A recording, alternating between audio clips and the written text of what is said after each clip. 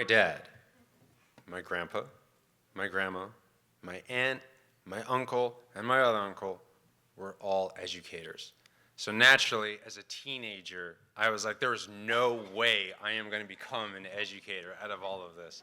And I did not pursue that in undergrad. I went straight into geology. I love geology. And then I went into grad school, and I studied rock friction.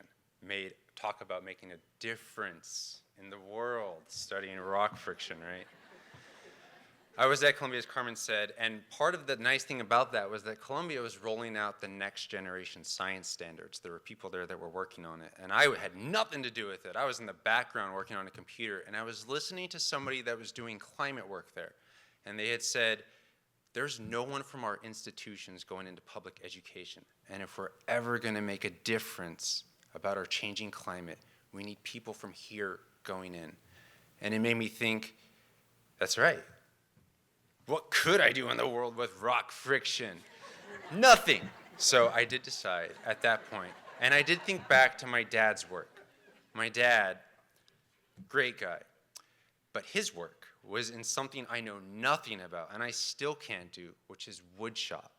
And he taught woodshop in a place called Navajo, New Mexico. You've probably never heard of it. It is a town of about, when the time he was there, about 70% poverty. There's only 3 places you could work: the sawmill, the grocery store, or the post office. Most students there, college wasn't an answer for them. They wanted something to do or nothing to do. And my dad had thrown into the web, had to figure out something. And his idea was, let's do projects to give them something to do, something interesting. Let's make sheds that you can put in your backyards and put stuff in.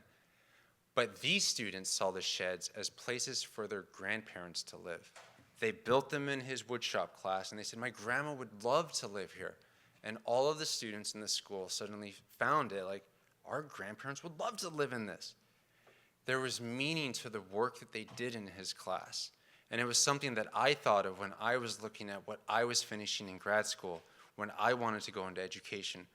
Even though I was doing physics, and I immediately came to Grant as soon as I finished, how can I find meaning in our students' works? When we talk about reaching all students, we have creatives and intellectuals and the builders in our schools. How can we reach all of them?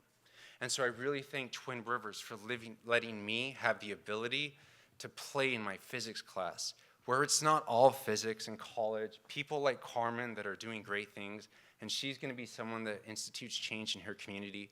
But how can we reach those students that want to go into construction too? And those students that come back that say, thank you for making us solve triangles. I use it on the construction site every day.